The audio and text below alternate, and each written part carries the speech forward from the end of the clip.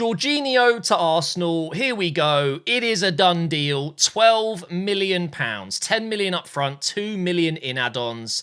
18-month deal. And Arteta's got a player that he has wanted for some time. Pep's wanted him in the past. Chelsea have kept him for many years for a reason. But is he what Arsenal need? Is he what Arsenal want?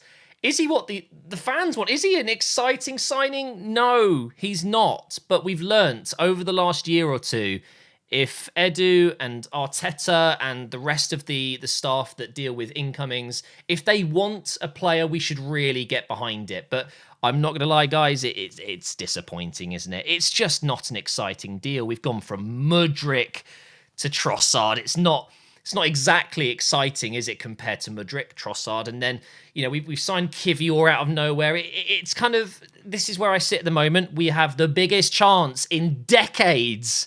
Okay, we last won the title in 2004. We are this close to potentially doing it again. Maybe not this close, but we're getting there, right? We had this huge opportunity and we're going into the market and we're not getting our initial targets. That is a problem.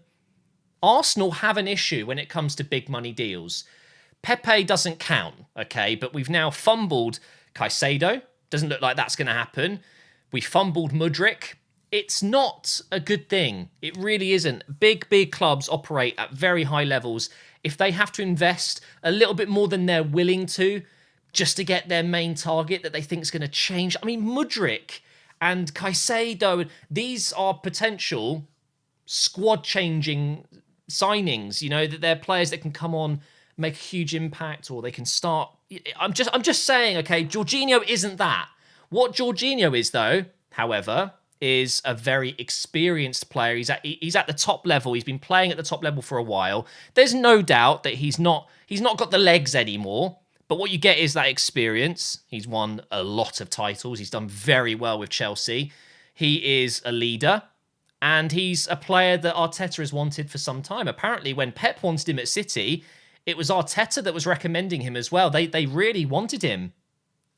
He's a good player. There's no doubt about it. But it's just, is it enough? Is this enough to get Arsenal across the line, to win the Premier League, to push for a Europa League win as well? Winning both of those things. Is Jorginho the man to come in and push the squad? I just don't know. But I'm going to be really honest with you guys. I see the sensible side of it as well. It's a very low-risk fee. £10 million in today's market is not very much. Yes, he hasn't got long left on his contract. Yes, we're effectively helping Chelsea with their FFP issues. You know, 10 million for a player is worth a lot more than spending 80 million on a player. If you know how FFP works, and I'm not going to explain it in this video, but when it comes to selling players, it's worth a lot more in FFP than it is when you buy players, which you can spread over years and things like that. We're helping them. But then you could also argue that Chelsea, who are by no means in the title race this season, they are effectively helping a London rival by giving them one of their decent players. I mean, come on. Jorginho isn't a bad player. He's not a world-class player anymore, is he? I don't know. I'm very undecided on that, but it is done. No matter what you think about it, it's done. Here's a clip of him leaving London Colney after completing his medical. He's in that Mercedes. It's Mercedes, right? It normally is. Yeah, it's always the same Mercedes van. I remember the Pepe signing. Everyone was tracking Mercedes. Like, it's done. He's going to be an Arsenal player, and this isn't a Declan Rice. This isn't even a Tielemans, and I'm seeing Sabitzer linked with United. We'll talk about that, and I don't know, man. We've had some really bad news today, and that's that El Neni is probably going to miss the rest of this season. And to be fair, it's kind of a sad thing because he might never play for Arsenal again. Now, don't get me wrong, El Neni has not been a game changer for us. He hasn't come into the club all those years ago and just changed our destiny as a football club. But he's been a very good, solid player, and a lot of the other players say so many great things about El Neni. He's such a great guy, and he's a good football player. He's such a good squad player. He will go on and do very well wherever he ends up. Part of me hopes he doesn't go in the summer because he is a good squad player, but I don't know, man. He's out for the rest of the season. And also, Sambi Lokonga, who no doubt in my mind needs this loan, I'm just a bit worried. I'm a little bit worried. We're very light in midfield. Okay, with Jorginho coming in, but both El Neni and Lokonga gone for the season in different ways, we're still a man short. And we were already a man short. So this makes me think, is it actually over? Is Jorginho the only player coming in? Or is there something else going on? I don't know. Fabrizio Romano, let's see what happens with Caicedo again.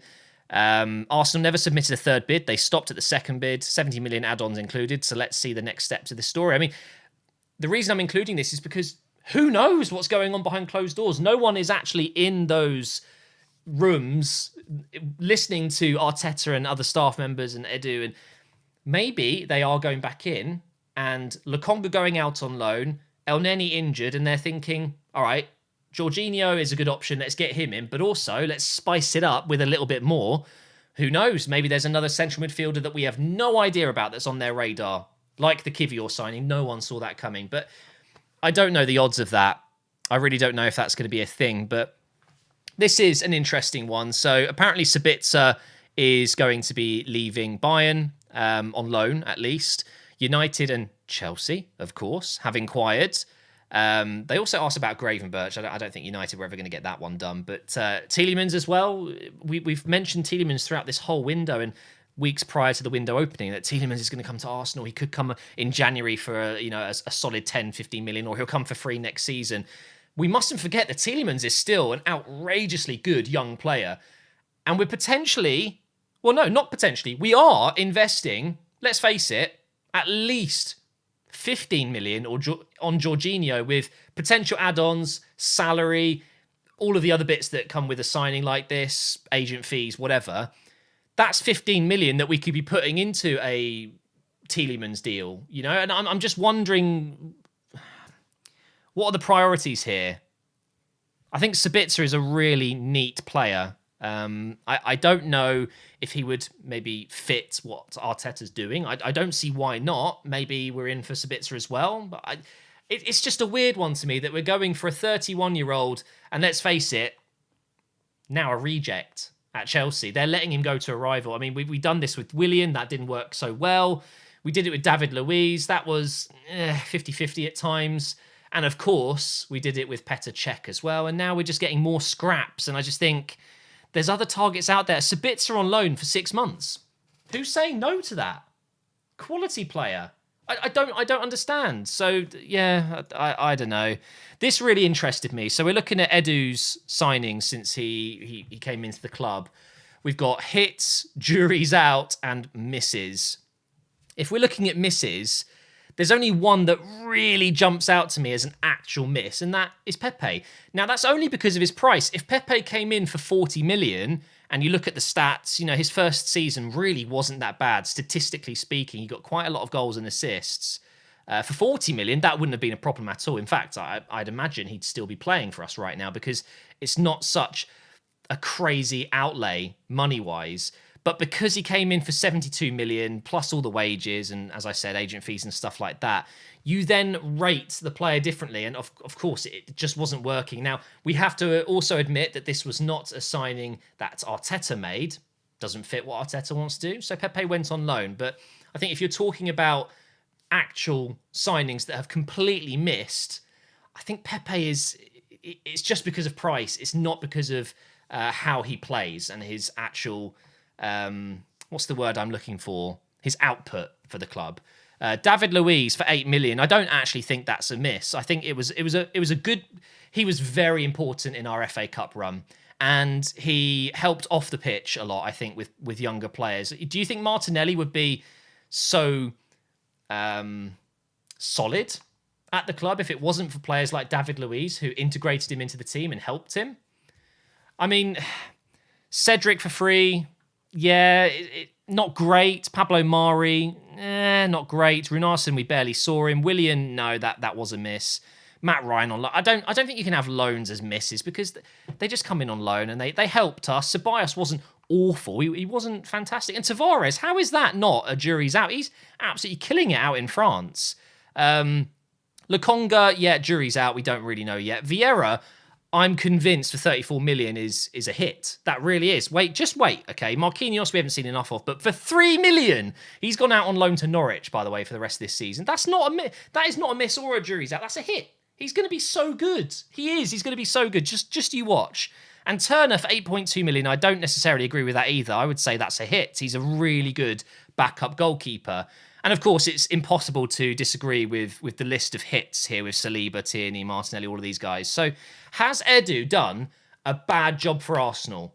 No, he hasn't. So that is why I'm going to get behind Arteta. I'm going to get behind Edu. I'm going to get behind this signing of a washed-up Chelsea player, because you just never know in the Europa League final who is to get there. Jorginho in that midfield isn't a bad thing to have. Even if he's not starting, just having him around, he's a winner. Okay, he's not the best player. He's nowhere near the levels of Partey, Xhaka, Ødegaard. But you know what? As a backup player to come in and do a job for us, why not? Why not? I just think there's other targets out there that made a bit more sense for that kind of money. And especially if Tielemans is available for a reported 15 million, we're talking just a little bit more to get a much younger player that, let's face it, is just as good as Jorginho, right? In some ways. I don't really understand it. But it's time to get behind him, guys. Jorginho is coming in as a serial winner. He's coming into a club that are hoping to become serial winners. We've got a lot of young players. He's another older, more experienced, wiser guy that's going to come in and do a lot off the pitch. And do you know what? For this fee, it's not too much of a risk. So part of me hopes that it's not over and that there will be more to come. But also a lot of me knows that I'm just being hopeful, and I'm going to be disappointed by thinking that way, because let's face it, I think Arsenal are done now in the window. It's 3 signings. I'm a big fan of Trossard. It didn't wow me as much as maybe a Mudryk. If we weren't linked with Mudryk and we just brought in Trossard, I would have been happy. It's because our expectations were set so high with such a young baller. You know, he's moving for 100 million. It's exciting, isn't it? And of course, Kivior, we haven't seen him play yet. Looks like a tidy signing. Not too much outlay there. It's 25 million or whatever it was. And Jorginho, it's 3 players in. It's not amazing considering the position we're in, where if we bring in 3 top players, we effectively can guarantee a push for the title. So we'll see how it goes. I have a bad feeling that this might blow back, and we'll look back and go, man, in January, if only we did get a Mudryk or whoever, we could have won the title. I really hope that's not the case. I hope we push on from here, and I'll be getting behind Jorginho. Welcome to the team, J5. Although you can't have number 5. Partey's got that. Who knows what number he's going to have? Who cares? Thanks for watching, guys, and I will see you for a bit of a transfer roundup either tonight after deadline day or maybe tomorrow.